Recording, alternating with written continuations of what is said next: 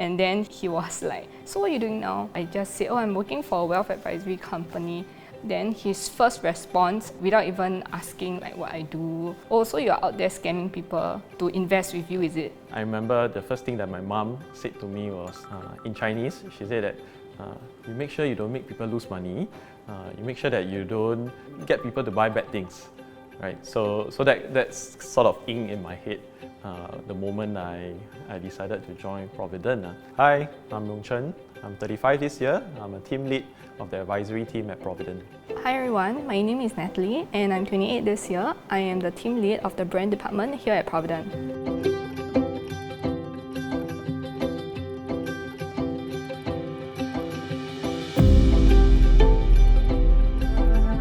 I'm accountancy by training. After graduation, I went straight into being an auditor, like most of accountancy students are. I wasn't studying finance, so I did a 5-year straight master's degree in architecture at NUS.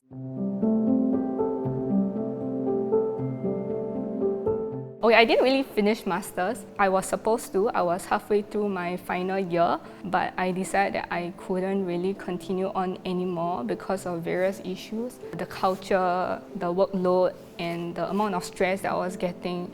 So I decided that it was time for me to stop because I could feel that it was taking a toll on my emotional and mental well-being. Yeah.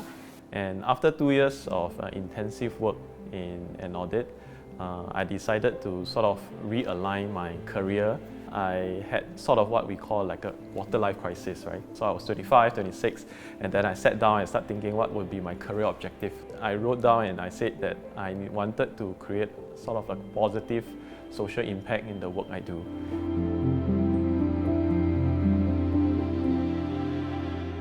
I was going through a phase where I was going to get married. I was also at that stage of my life looking through my finances, and I felt that I need to optimize my finances, and of course together with my back then fiancés. Then I decided that why not I go and learn about this personal finance things. So that was when the government actually introduced the Skill Future Credit, and then I used that $500 and signed up for the Certified Financial Planning course. If I'm going to advise people on finances, I would want to do it on this basis, which is fee only, right? And I'm able to sort of look you in the eyes and say that, nobody else is paying me, I'm able to advise you and you can trust me on that. So that was when I started researching and I Googled, is there a fee only advisory firm in Singapore? And then Providend came up. Yeah, so I decided that, why not I try? I spoke to my classmate and then I wrote into Providend and I sort of asked for an interview, and then after a few months I said, yes, let's do it.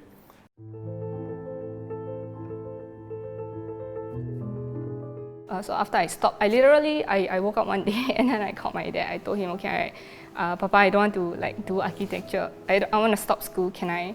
And because it wasn't the first time I brought it up to him, and I think I was crying. So he was like, how long? 你自己做决定. So you decide for yourself. I don't know if you guys know, but if you have any architecture friends, the workload is crazy. Sometimes, to a certain extent, I could feel like I have this mild anxiety attacks.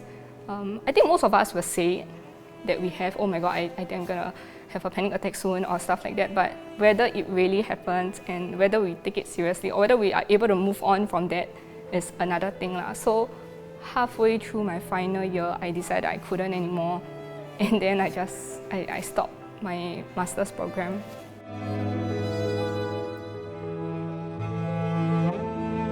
So I took about half a year off to take a break, to really think of what to do. And of course, at the same time, I also was applying some jobs. I managed to apply for the Providend job. I found it on Job Street. But they wanted somebody with more design, somebody more design focused.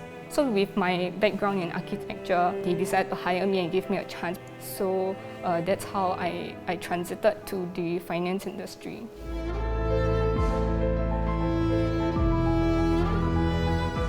I tried to explain this to my friends. They don't really understand, so most of them, they'll just assume like I am just like any other FAs out there. They cannot grasp the concept that I am actually doing the branding side for this company.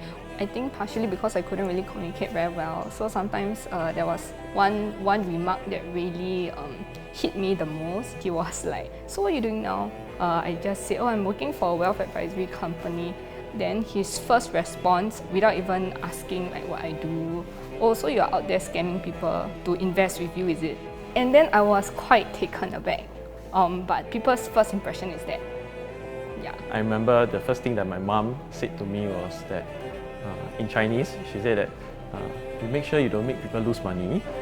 You make sure that you don't get people to buy bad things, right? So that's sort of in my head. She's a very big figure in my life. I always wanted to make sure that she can be proud of me in the work that I do. Yeah.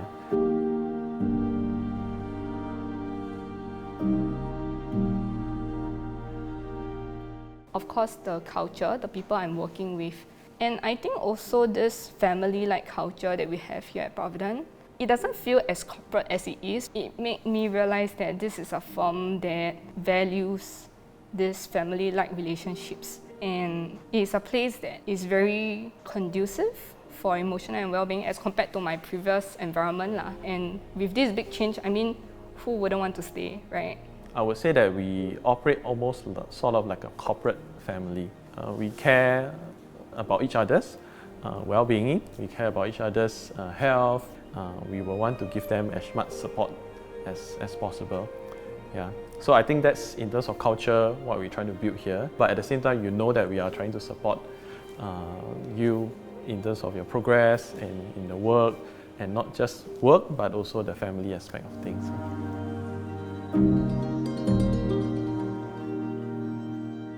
For clients is that we want to make sure that we are able to provide independent, honest, competent advice. Clients have the confidence and assurance that we are providing advice that is in their best interest. That gets me doing my job very comfortable as well, because I'm able to be very honest with my clients to make sure that they achieve the goals that they want to do.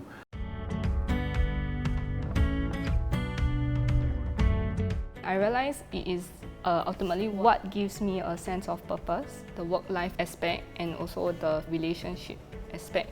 At work, the sense of achievement and the pride, the responsibility, the acknowledgement that I get gives me that meaning in life. It drives me and motivates me to actually do even better. Meaning of life to me is about making sure that I'm able to create a positive social impact in the things I do.